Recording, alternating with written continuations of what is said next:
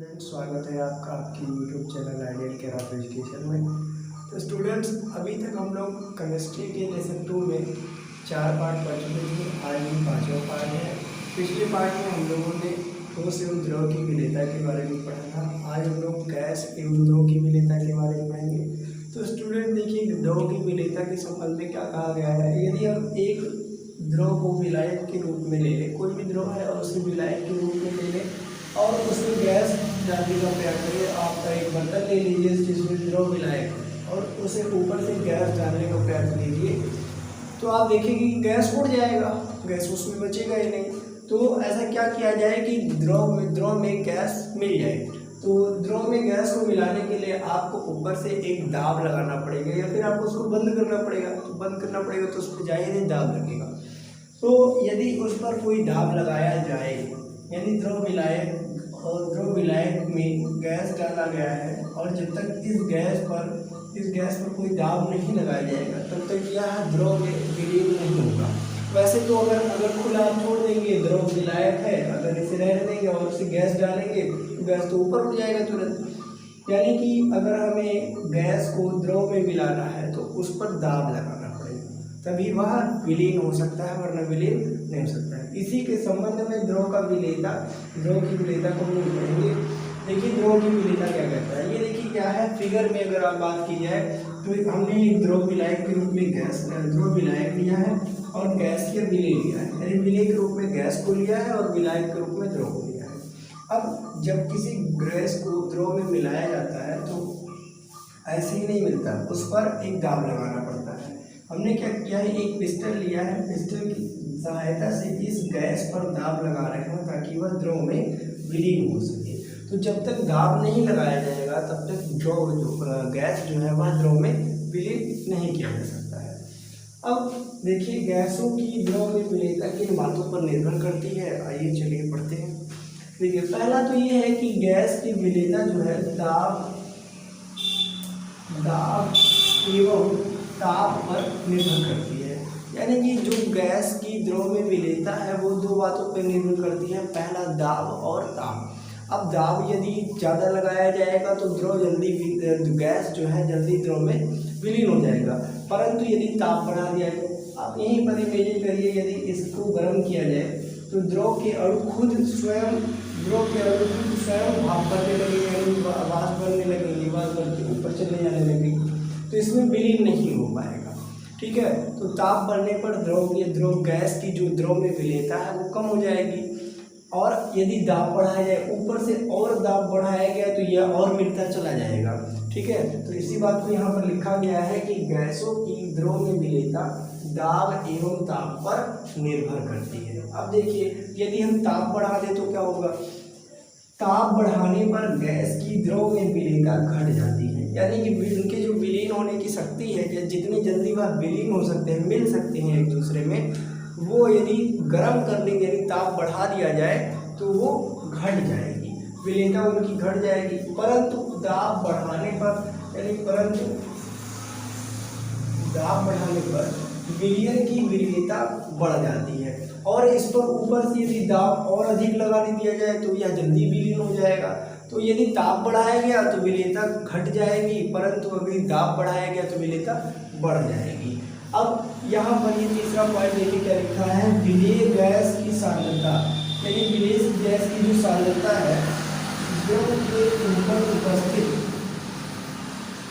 के ऊपर उपस्थित गैस पर लगाए गए दाब के समानुपाती रहती है। यानी कि जितना हम इस गैस पर ऊपर से दाब लगाएंगे यह उतना ही विलीन होगा और द्रव की सांद्रता उतनी अधिक होती चली जाएगी। सांद्रता से तात्पर्य विलेय की मात्रा का अधिक होना है। ठीक है, तो यदि हम विलेय गैस की सांद्रता की बात करें तो वो द्रव के ऊपर लगाए गए गैस पर जो दाब लग रहा है उसके समानुपाती होती है।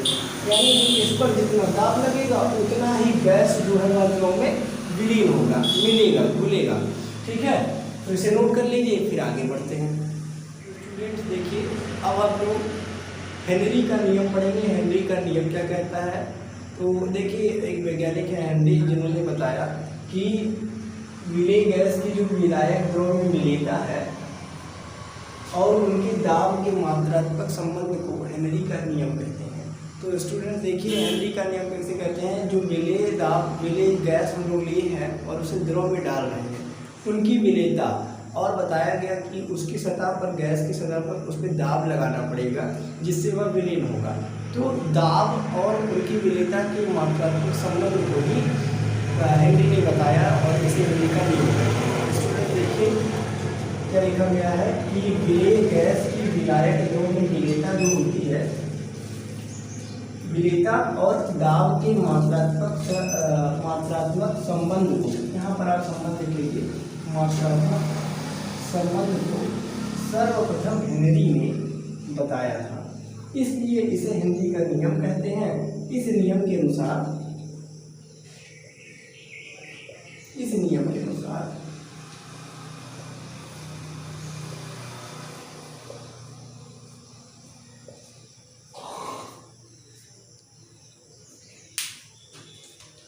स्थिर ताप पर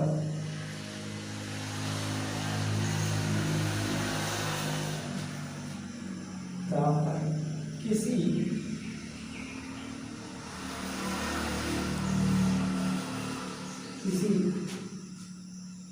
गैस विलेय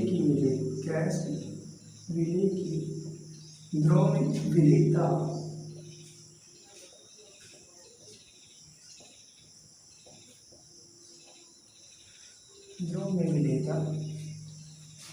विलयन की सतह पर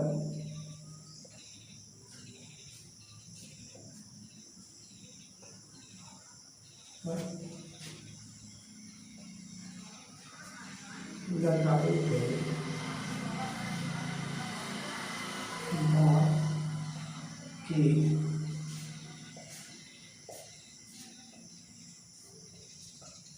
समानुपाती होता है। देखिए यहाँ पर बताया गया कि जो विलयन है अपना, यदि गैस और द्रव का विलयन बनाया जा रहा है तो गैस को द्रव में मिलाने के लिए दाब लगाना पड़ेगा और दाब जो है विलयन की सतह पर लगाएंगे। तो आप जितना विलयन की सतह पर दाब लगाते जाएंगे वह उतना ही गैस में विलीन होता जाएगा, यानी कि उनकी विलेयता जो है वह बढ़ती चली जाएगी।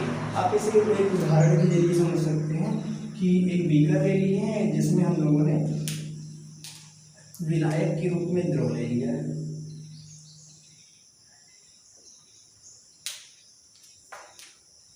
विलायक के रूप में द्रव ले लिया है और विलेय के रूप में गैस को ले लिया है। तो देखिए यहाँ पर इस परत पर जहाँ पर यह गैस और द्रव को मिलाने का काम हो रहा है, यानी कि विलयन की सतह पर, इसी सतह पर जब हम दाब लगाएंगे तभी यह इससे मिलेगा, अन्यथा यह इससे नहीं मिलेगा, उड़ जाएगा, क्योंकि यह गैस है, गैस हल्का होता है। तो अगर हम इस पर दाब लगाएंगे तभी यह इसमें विलीन होगा, यानी कि तभी इसकी विलेयता बढ़ेगी। तो देखिए यहाँ पर क्या लिखा गया है हेनरी के नियम अनुसार, इस नियम के अनुसार स्थिर ताप पर किसी गैस विलेय की द्रव विलायक में विलेयता विलयन की सतह पर, यानी इसकी सतह पर लगाए गए दाब के समानुपाती होती है, यानी कि इस पर जो दाब लगा रहे हैं उसके समानुपाती होगी। अगर बात की जाए सतह इस पे जो सतह पे दाब लगाया जा रहा है, तो जितना हम दाब लगाएंगे उतना जो गैस की द्रव में विलेयता है वह बढ़ती चली जाएगी। तो इसी को बताया हेनरी ने।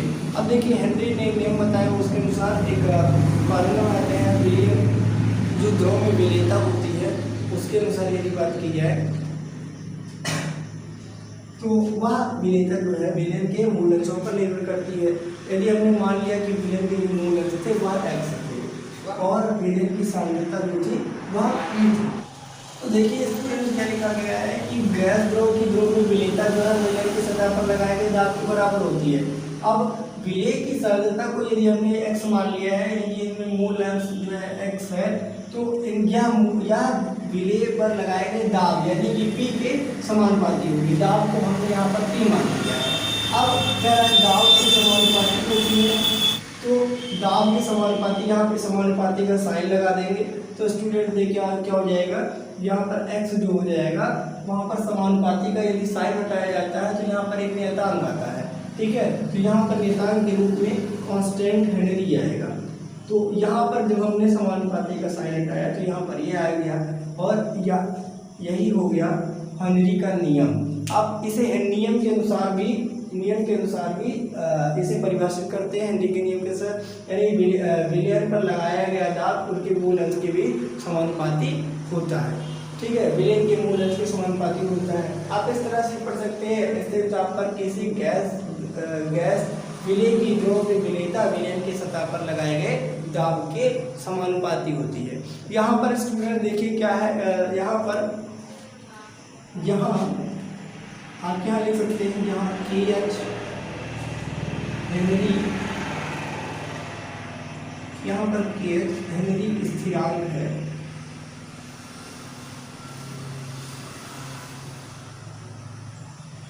स्थिरांक। तो अब हम लोग हेनरी के नियम की उपयोगिताएं पढ़ेंगे, आप इसे नोट कर लीजिए, फिर आगे बढ़ते हैं। यदि आपको कुछ समझ में ना आया करे तो कमेंट में जरूर बताया करिए। तो देखिए अब हम लोग हेनरी के नियम की सीमाएं पढ़ेंगे। हेनरी के नियम की सीमाएं क्या है, तो हम आपको बताएं कि जो गैस की विलेयता और गैस की जो विलेयता होती है वो दो चीज़ों पर निर्भर करती है, पहला ताप पर और दूसरा दाब पर। यदि ताप बढ़ा दिया जाए तो खुद द्रव वाष्प के रूप में बदलने लगेगा, तो इससे विलेयता कम हो जाएगी। यानी कि ताप बढ़ाया जाए तो गैस की जो द्रव में विलेयता है वह कम हो जाती है, परंतु यदि दाब बढ़ाया जाए, ऊपर से और ज़्यादा प्रेशर लगाया जाए तो वो गैस जो है द्रव में जल्दी मिल जाएगा। ठीक है, यानी जल्दी विलीन हो जाएगा।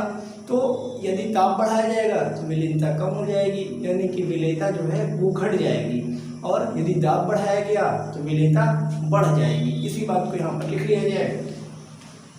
नंबर 1 रखिए, ताप बढ़ाने पर विलेय गैस की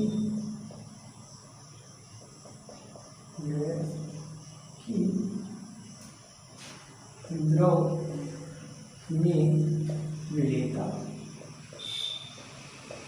में विलेयता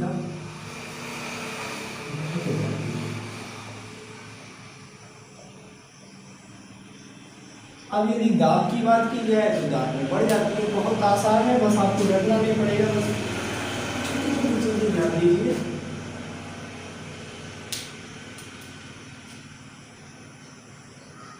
दाब बढ़ाने पर विलेय गैस की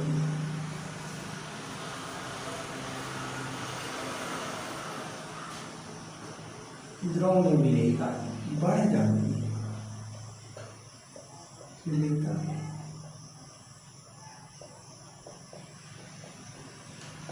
बढ़ जाती है। तो यदि ताप बढ़ाया जाएगा तो गैस द्रव की जो विलेयता है वह द्रव में घट जाएगी, और यदि दाब बढ़ाया जाएगा तो गैस की द्रव में विलेयता बढ़ जाएगी। अब हम लोग हेनरी के नियम के उपयोग पढ़ेंगे। तो देखिए हेनरी के नियम जो है, सामने सोडा वाटर की बोतल देखी होगी। सोडा वाटर की बोतल में जो कार्बन डाइऑक्साइड भरा जाता है वह हेनरी के नियम के अंतर्गत ही भरा जाता है।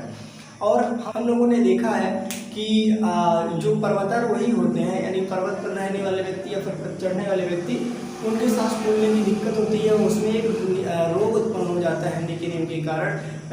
नियम का पालन करते हुए उनमें एनाक्सिया रोग उत्पन्न हो जाता है।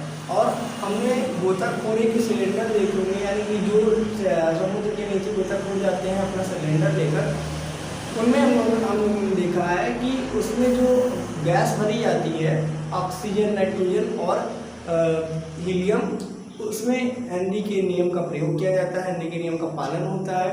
फिर आइए इसको हम जानें कि हेनरी के नियम की उपयोगिता क्या क्या है। तो नंबर 1 करके आप लिखिए, सोडा वाटर की बॉटल में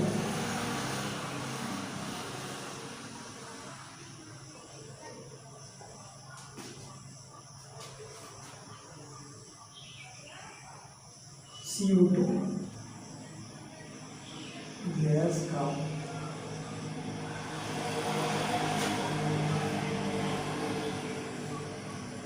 प्रवेश कराने में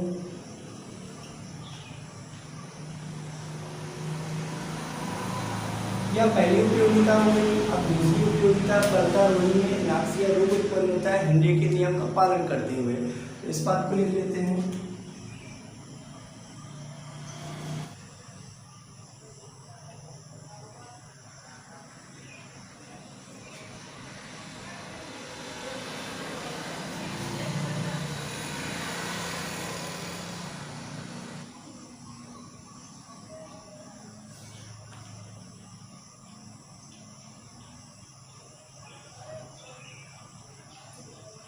पर्वतारोही व्यक्तियों में एनाक्सिया रोग उत्पन्न होता है। और यदि मेरी बात की जाए गोताखोरों की, तो जो गोताखोरों का सिलेंडर होता है उसमें गैस भरने में भी हेनरी के नियम का पालन होता है।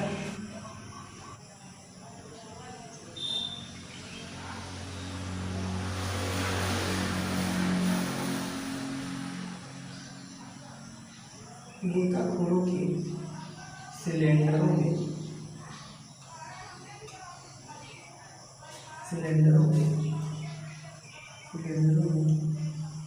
गैस प्रवेश कराना।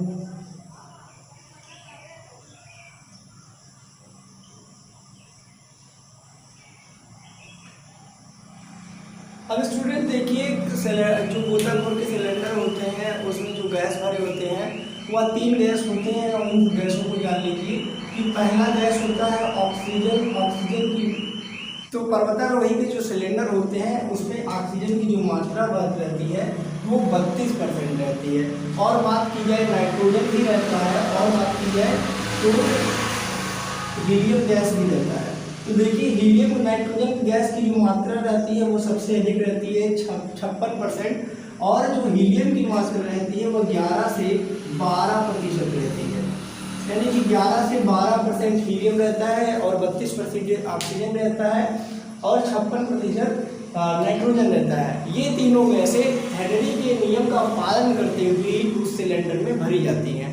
अब अगर थोड़ा सा बात कर ले सिलेंडर की, तो ये जो ऑक्सीजन होता है वह सांस लेने के काम आता है। जो नाइट्रोजन गैस है, हम लोगों ने जब देखा होगा कि जब पर्वतारोही जो सिलेंडर लिए रहते हैं और नीचे जब जाते हैं, जो ऊपर आना होता है, तो देखा होगा आप बुलबुला छोड़ते हुए ऊपर आते हैं। तो ये बुलबुला छोड़ने का कार्य जो 56% नाइट्रोजन करता है।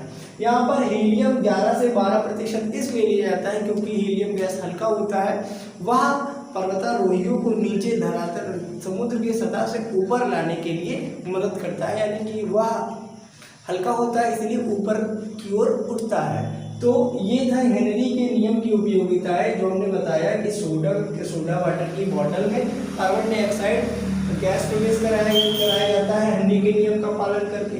पर्वतारोही व्यक्तियों में एनाक्सिया रोग उत्पन्न होता है। हेनरी का नियम पालन करके पर्वतारोहियों में एनाक्सिया रोग उत्पन्न होता है। और फाइनली यहाँ पर कि गोताखोर जो होते हैं, समुद्र पे तैरने वाले व्यक्ति, उनके सिलेंडरों में जो गैस प्रवेश कराई जाती है वो हेनरी के नियम का पालन करते हुए कराई जाती है। अब यहाँ पर हमने बताया कि जो गैस का सिलेंडर होता है गोताखोरों के पास, उसमें 32% ऑक्सीजन, नाइट्रोजन 56% और हीलियम जो है 11 से 12% रहता है। तो इसे नोट कर लीजिए। और आज का क्लास यहीं पे समाप्त होता है। अगर वीडियो पसंद आए तो आप उसे लाइक करिए ताकि उससे हमें मोटिवेशन मिले और वीडियो बनाने के लिए। और यदि आप चैनल पर नए हैं, पढ़ना चाहते हैं, रेगुलर क्लासेस करना चाहते हैं ऑनलाइन, तो आप इस चैनल को